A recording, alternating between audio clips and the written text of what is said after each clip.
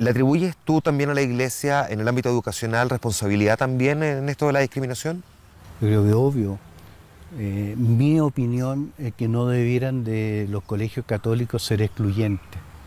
Es decir, que la Iglesia Católica tenga colegios católicos, pero esos colegios católicos tienen que ser abiertos a todos.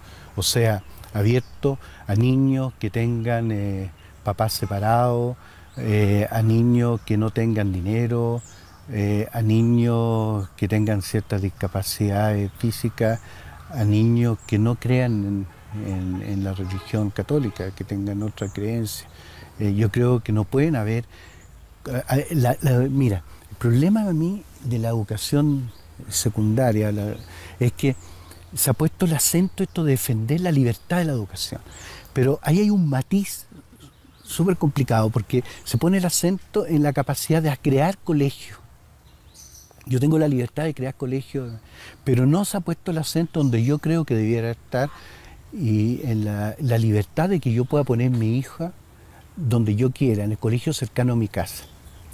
Y eso no es así. Hoy día tú no puedes poner un hijo en un colegio porque te rechazan por tu manera de, por tu estatus económico, o por tu manera de pensar, o por tu condición sexual, o por tu tipo de matrimonio. Por lo tanto, Felipe, la Iglesia también discrimina. También discrimina. Y yo creo que lo peor es que la prueba de la blancura tiene que ser una iglesia, como lo ha dicho el Papa Francisco, de los pobres. Y no está siendo una iglesia de los pobres. Los pobres son visitas o son motivos de caridad dentro de la iglesia, pero no son ellos. Y eso la iglesia deja de predicar el Evangelio. El Evangelio fue escrito para los pobres. ¿Crees tú, Felipe, que esto que tú estás describiendo y además de la manera en que lo estás describiendo es precisamente lo que le incomodaba a otro sector de la élite, ese mismo sector que de alguna manera celebró cuando tú te fuiste? Bueno, yo creo que ha hecho ciertos movimientos religiosos, ciertos grupos dentro de la iglesia han hecho un daño tremendo, tremendo a la élite chilena. La ha hecho que se preocupe de unos ritos sin contenido, que vivan llenas de miedo y buscando una salvación que Dios se las da gratuita. Ellos quieren comprarla con buenas acciones, buenas entre comillas, porque cuando tocan sus intereses económicos dejan de ser buenas acciones. Pero claro, yo creo que a algunos molesta, pero no son ellos los culpables son los que lo han educado así, los que le han enseñado un Dios que no les cuestiona eso. Felipe, hablemos un poco del liderazgo de la Iglesia Católica chilena. Primero, ¿cómo lo definirías? La Iglesia Católica, yo diría, ¿cómo decirlo? La Iglesia Católica real, o sea, las viejitas, como dice un amigo mío jesuita, que están en las 3 primeras filas en la misa todos los domingos, sea el cura que sea, la gente que vive en las poblaciones, la gente que hace solidaridad, que se la juega por los demás, curas jugados de pueblo. Esa iglesia es real, existe, capellanes que día y noche están en los hospitales. Ahora, está la iglesia jerárquica, que lamentablemente no debieran de estar separadas, pero se ha separado. Una iglesia jerárquica que no dice nada, o sea, no responde. Hoy día no es tema para la gente. Yo te digo, yo le pregunto a cualquier católico que me nombre 5 obispos de la iglesia chilena y yo no sé si serán capaces de nombrarlo, está desacreditada. Yo creo que le falta jugarse más por Jesucristo y le falta algo fundamental, vivir más en la pobreza. ¿Qué sientes tú que han hecho mal? Porque es un hecho evidente que, entre otras cosas, han perdido muchos adeptos. Lo que ha hecho mal en Latinoamérica, durante el papado Juan Pablo II, se suprimió una iglesia que era viva, pujante, de la teología de la liberación, que puede haber tenido errores, cosas de corregir, como todas las cuestiones, pero se eliminó las comunidades de base, se eliminó una participación más del laicado dentro de la Iglesia Católica, todo lo que apuntaba al Vaticano II, una incorporación mayor de la mujer, se eliminó totalmente. Y todos los obispos que estábamos acostumbrados en Chile, obispos preparados o no preparados, pero obispos jugados, como Monseñor Caro, o con la imagen que tenemos de Raúl Silva Enrique, que puede que no le haya caído bien, pero un obispo jugado, que se creía lo que estaba haciendo. Entonces, estos mundialmente se escogieron voceros del Vaticano. O sea, obispos que no pensaban por sí mismos. Si tú escuchas cualquier entrevista, agarras lo que, como el Santo Padre dice, ¿qué tanto Santo Padre? Es el Papa, no. Y que como dice esto, y tú dices, bueno, ¿y qué decís tú si tú eres el jefe de la iglesia local? Por eso que el actual Papa es nombrado obispo de Roma, como diciendo, bueno, ustedes sean obispos de sus dioses. Entonces, son gente buena, gente muy buena, se han escogido gente muy buena que no ha hecho nada malo, pero tampoco ha hecho nada bueno, en el sentido que no son capaces de jugársela, ni menos jugársela por los que sufren, por los pobres, haber detectado cierta desigualdad que hay en Chile, haberla dicho, salvo la última conferencia episcopal o una que hubo que yo leí por ahí en internet que hablaron del tema. Pero entonces la gente echa de menos, más bien defiende un estatus, más bien son católicos de los católicos y de un grupo de los católicos, yo creo que dejan de ser pastores. Y espérate, y eso no solo lo percibe la gente, lo percibimos los curas. Los curas estamos solos en este momento. No tenemos un pastor donde podemos nosotros jugarnos, pensar distinto, que ser críticos, responder espontáneamente. O sea, yo voy y bendigo los anillos a una persona separada, casada por segunda vez. Y al día siguiente tengo un llamado del arzobispo o de Roma. Y sin embargo, yo voy a bendecir una sucursal de un banco que está chupándole la sangre al chileno y nadie reclama. No. Eso hace que la iglesia pierda credibilidad, la jerarquía. ¿Sientes tú que las cosas pueden cambiar con el actual Papa Francisco? Yo creo que era dado paso. Ahora, por la edad que tiene, no va a tener mucho tiempo de cambio y también porque tiene todo esto obispo con que moverse, o sea, no tiene mucho de dónde meter mano, pero sí que yo creo que era el dado gesto muy importante y con que él logre cambiar la curia del Vaticano y no solo cambiar las personas, cambiar la mentalidad de secretismo, de actuar, de meter miedo. Y si logra cambiar eso, una curia más sencilla, abierta, más espontánea, más cercana a los pobres, yo creo que va a haber pavimentado el camino para grandes cambios, que fue lo que propuso el Vaticano II. ¿Piensas tú que es probable que el Papa se encuentre con mucha resistencia al interior de la Iglesia para poder llevar adelante estos cambios? Obvio, si todavía están ahí mamando todo lo que están de antes. A ver, tú dices que la jerarquía de la Iglesia no ha hecho nada malo, pero tampoco nada bueno, en el resumen, la síntesis de lo que has planteado. Pero esa misma jerarquía encubrió casos de abusos sexuales contra menores. Ahí hizo algo malo. Y muy malo, además. Yo creo que sí, pues la gente la misma iglesia lo ha reconocido. Pero yo creo, fíjate, más que eso, eso es parte más bien de un problema mayor. Yo creo que nosotros hemos mostrado una imagen de que el sacerdote y el obispo somos personas sagradas, es decir, separados, mejores que el resto, estamos entre Dios y la gente.